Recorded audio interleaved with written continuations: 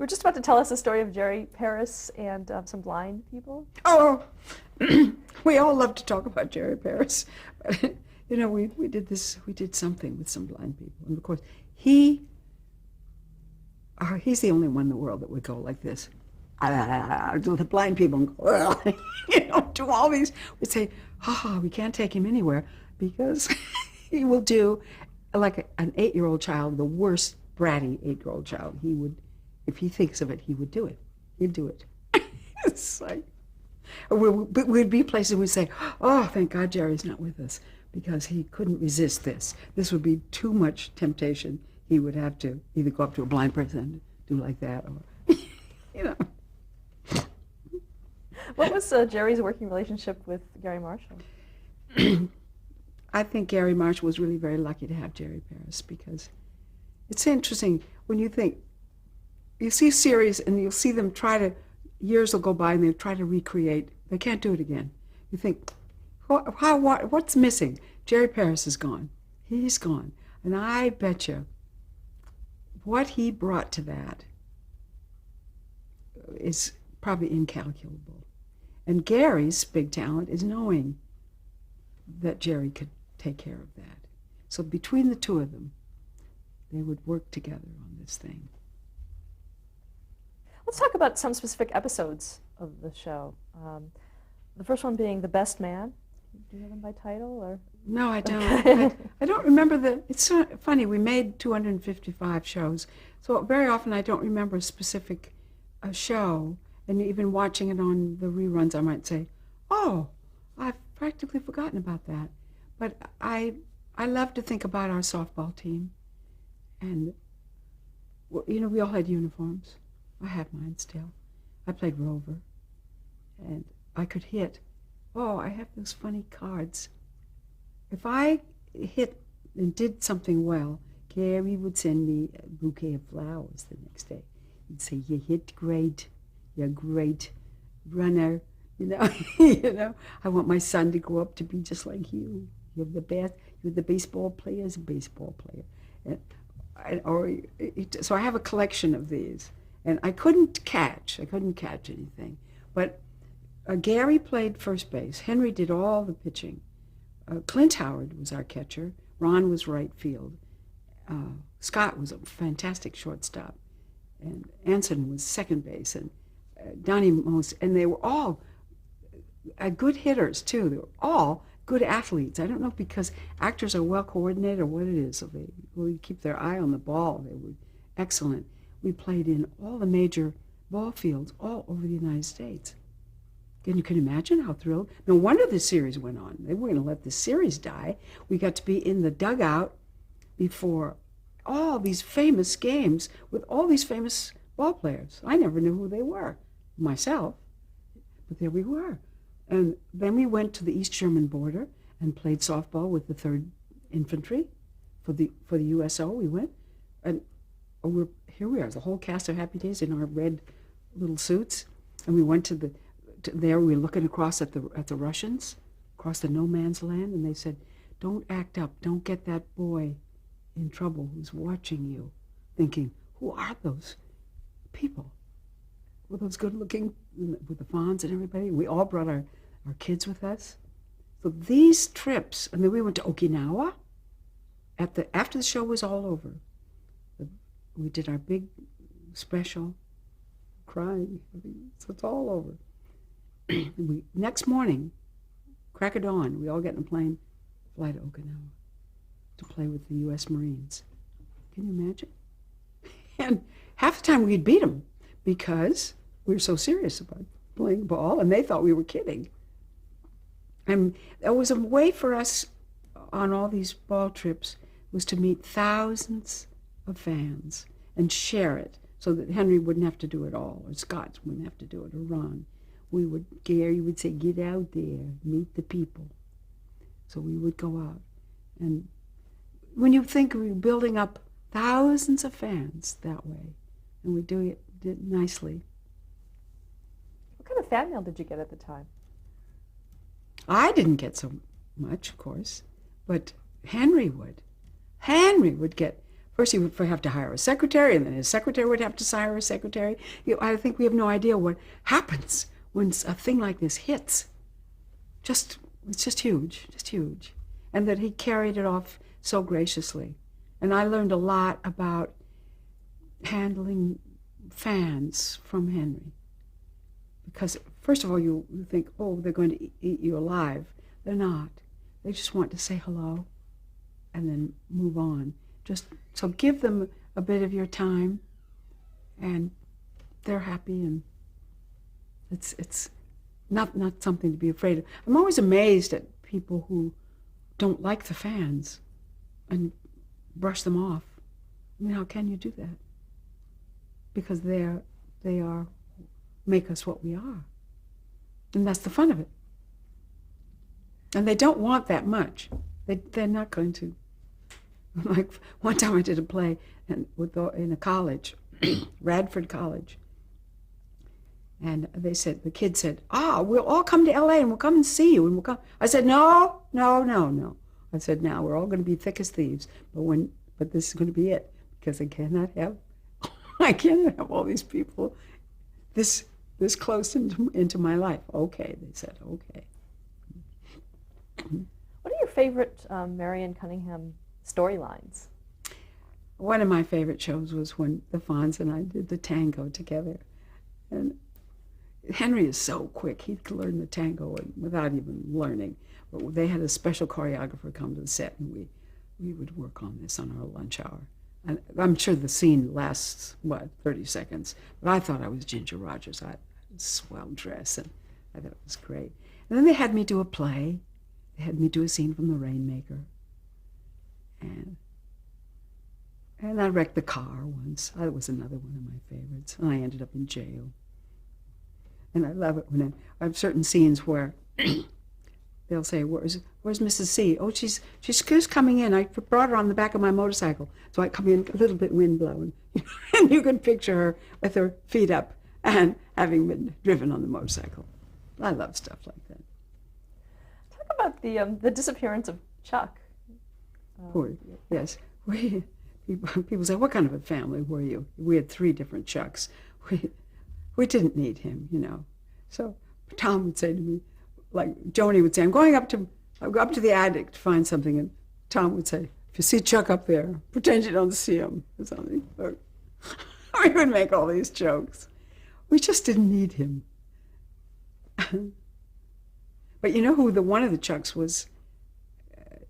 O'Herlihy, Gavin O'Herlihy, who was in a movie that Ron did, Wizard or something like that. How was the show affected by the departure of Ron Howard and Don Most? When a cast starts to break up and certain ones leave, it changes it, and you sort of limp along. We were not even allowed to have a picture of Ron on the set, but we got around that because we got him married to Mary Beth on the phone. We called him at Camp Silverman. We called it Camp Silverman because Silverman was the head of the studio at that time. So, but the show begins to age, and we all knew it. It was reaching its end. But because of the ball team, you see, we didn't want to give it up. We kept it going 11 years. Usually they'll last about 8 years. Talk about filming the final episode of the series. Final episode was the wedding of Joni and Chachi. And Richie came home for the wedding. And of course we knew it was the last show. And I think we were all very tired because I think we had filmed several shows kind of at the same time, so we were overworked and a little sleep deprived, and so we were all very emotional. And we were glad it was over. We knew it would be over, but it's still such a huge part of your life. And at that time, when we used to say, there will never be a time again like this on television where Tuesday night at 8 o'clock is totally dominated by Happy Days. Now, with cable, the share of viewership is very, very small, even for a big hit show. So it's like we knew that we wouldn't have this again. because it's just huge now. On the last show, did you step out of character to thank the audience? Tom turned to the audience. I didn't. I probably cried into the audience and said some beautiful things about how much it's meant to all of us to be with all of you out there. It's swell. Talk about some of the spin-offs that came from Happy Days. The spin-offs, of course there was the Laverne and Shirley, Joni and Chachi, when Robin Williams came to play this man from outer space. It was like an old Deanna Durbin movie. People were like, who is this person? It was like coming from offices, coming down on the set because they heard about this kid. And he just took us all by storm. We could see the Fonz, Henry perk up and Ron, like, wow, they've met their match. And it's so interesting. He came back when the show was over, like on a Friday. He came back the next Monday and gave us all presents. I mean, who does that? Usually, if you come back on a Monday and your last week's show, oh, hello, please, we're on to the next show. I have this strange book that he gave me. And I don't think he ever knew my name. He just called me Mama. Hello, the Mama. Mama. What a genius. So then Mork and Mindy came off of that. What else? There's probably more. You know, we had all kinds of young people. Tom Hanks was a guest on our show. There's a whole list. You go and find that list somewhere.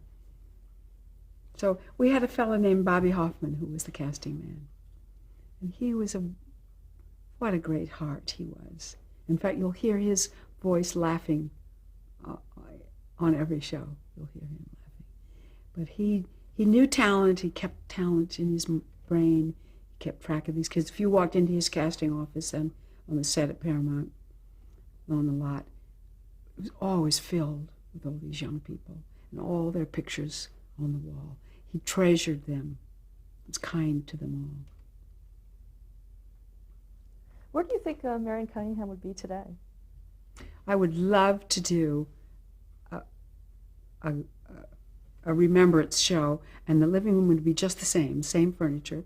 And Howard now, but his hair is very great now. It's really got to fix him up. And I would be just the same. And the Fonz would have children when their little heads would be shaven, and they would have like rings in their nose and things and tattoos all over them. And Howard and I would just wonder. We just wonder at them, you know. And Ron is bald, you know. And it would just be too dear to see everybody older now, wouldn't it? Would it be cute? Either that or a ball team. I would like to see a game. In fact, they had a game recently, but I couldn't be there. And Ron wasn't there, and Tom wasn't there. But everybody came. Everybody came to play ball. And I said, wouldn't it be cute to film that, how we look now, and interlace it with some of our films of our other baseball team trips? What do you think is the legacy of Happy Days? Well, it is a fantasy. Happy Days was a fantasy in that nobody really was living like that. But I know there's generations of children that wished they'd had a family like that. They wished they had a mother like that. It's kind of a shame to keep perpetuating this myth because nobody had that. That's what I liked about Roseanne. I mean, she really told it. It's the way you live. That box of cereal is right there on the table and the bottle of milk and the whole thing. But it's very sweet and comforting to have a show like that. And to see that it holds up and that it's funny, touching, it's a good show. Very well made. I congratulate Gary and Jerry Paris and all those people that created it. What did you want to do after the show went off the air? I wanted to go crazy when the show was over because so I quickly ran to the Globe Theater to do a play. I did a play called Cat's Play with Seda Thompson and directed by Jack O'Brien. And you sort of go through a panic. All actors feel they'll never work again. And so we run around crazy. Not that you want another series again, You want to prove that you can act on the stage, mostly. Was it difficult to get roles at that point? It's funny, it's like I hardly remember. I just remember that I was like a mad woman as far as wanting to make something happen, take control. Because it's so protective to have this place to go every day. And you go to the big studio and they say, hello, Miss Ross, and park here and welcome. And the minute the show is over, flip, your name's off that parking place. And who? Oh, yes. So let me look, see if I can find your name on the list. It's sweet because we live in such a insecure world to have this nest. And you want it to be over, but you're a little panicked at first. So that's where we all run. I forget what all I did next. I do. Talk about your association with the Love Boat. Well, a bunch of our writers went over to the Love Boat. So they called me up and they said, we got this great idea, Marion. We'll have you come and marry the captain. And they knew me so well that they could write to my rhythm. And I knew Gavin MacLeod very well from years before. So this was natural. So I did the big wedding. And Renee Taylor was the wedding coordinator in the show. And both Gavin and I just had to hang on by our fingertips because she almost walked off with that whole bloody show. She was so good. And Gary, Aaron Spelling said, I want you to go to this wedding shop and get this full. I said, what? I'm an older woman. You want me in this full wedding regalia to come walking down the aisle in the ship? Yes, he said, I want you in this whole wedding dress. And it's so fun because when I got married in college, I just eloped in a little skirt and sweater I had, So I had never had a big wedding. So I go to the store and I get this whole outfit. And I was really into this. Gavin was too. Well, God, we could hardly sleep. We would get up early the next morning, be in this big wedding. And his wife kept horning into all of our pictures. You see her, Patty, getting in all the pictures. Like, Patty, get out of here. So much fun. And then I did about 4 big Love Boat specials. I love Aaron Spelling. What I don't know anybody other than Gary who has employed more actors, loves actors, of all those old movie stars.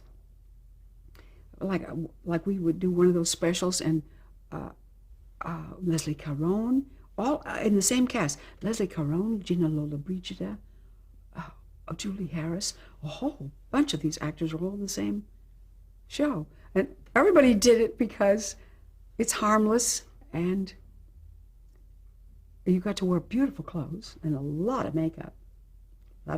So it was all about clothes and makeup and having fun. And I did one with Andy Warhol. And I was married to Tom in this one. So I have pictures with Andy Warhol. And he wrote some really nice things in his diary about me. Because I said to him, you're a terrible actor.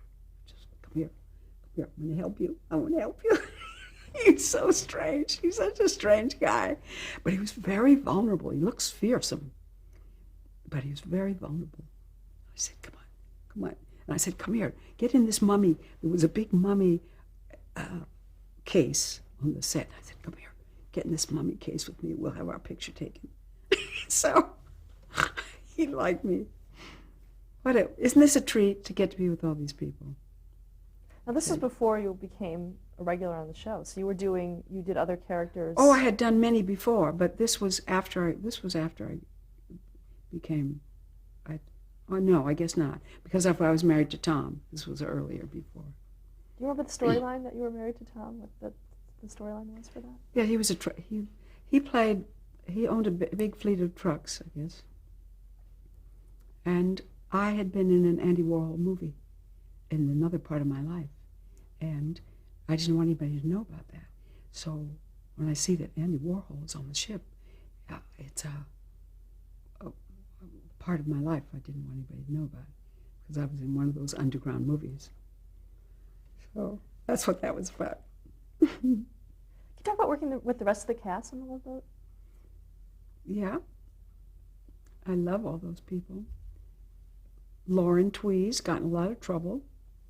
And years later, and now she's fine. She's fine. God, poor kid.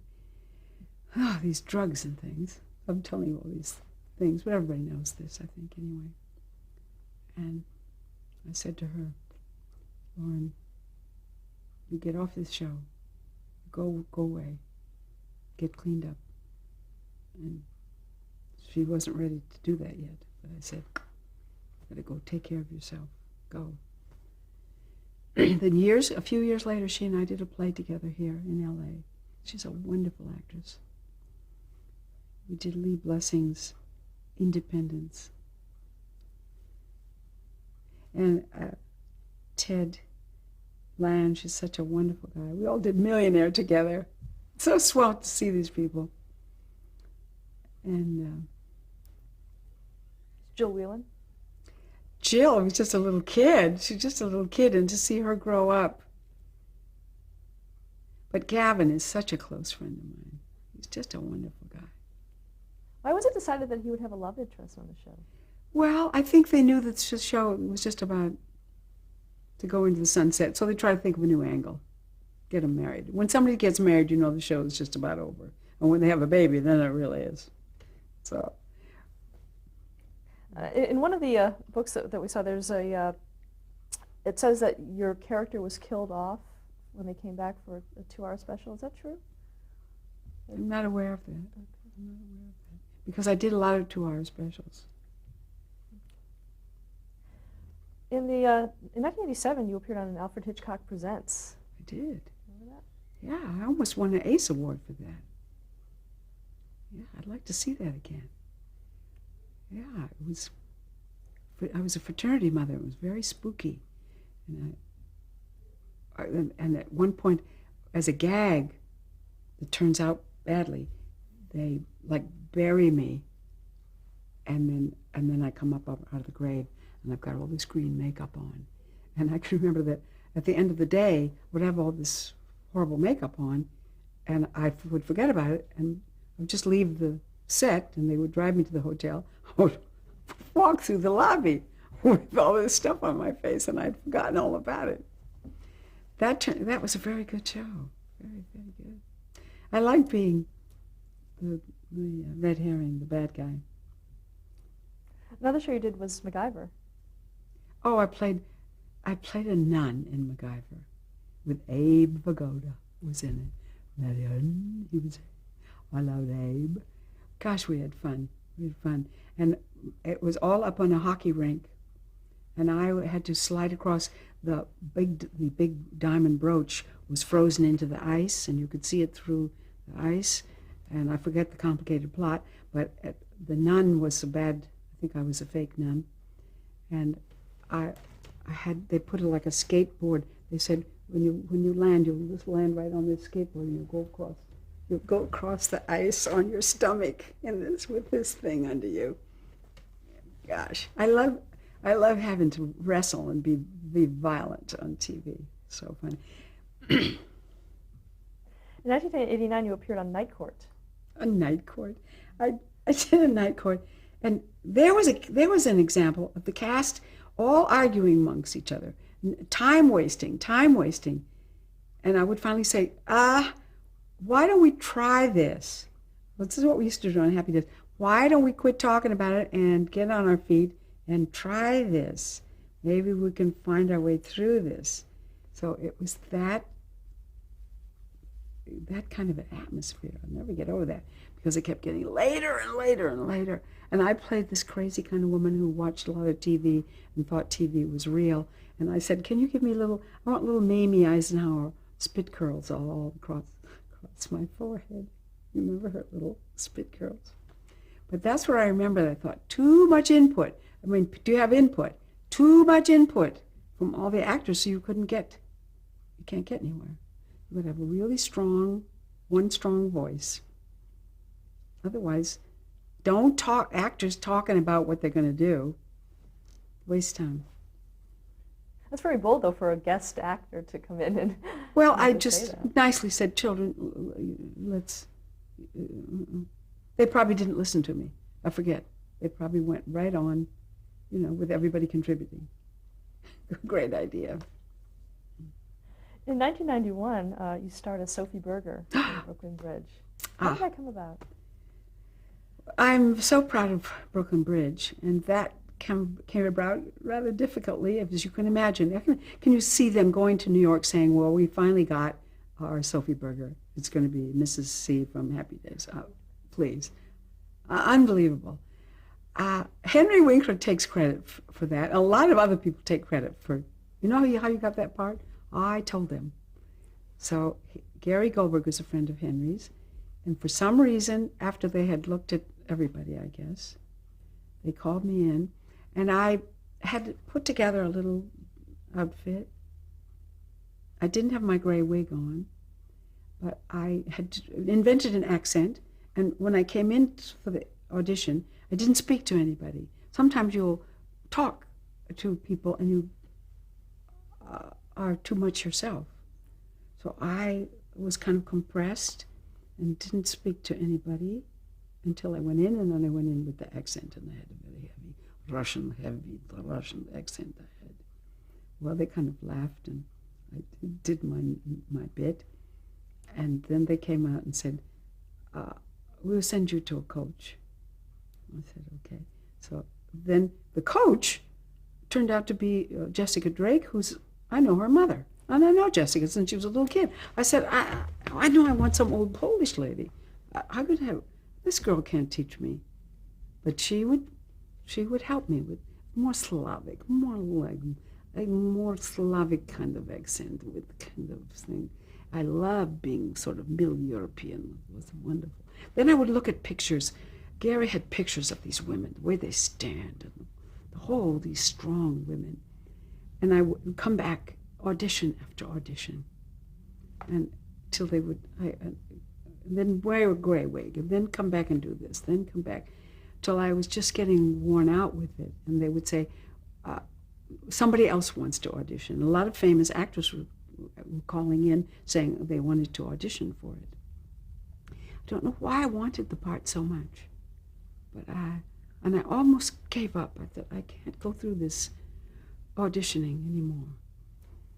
And then Gary Goldberg called me like on a Saturday night before we were going to start on Monday, and he said, I got what I wanted. And that's when I picture him saying, we're going to have this Mrs. C from Happy Days. And we started to work, and I can remember that in the first week, the assistant director said to me, you're going to win an Emmy. It just felt right to me.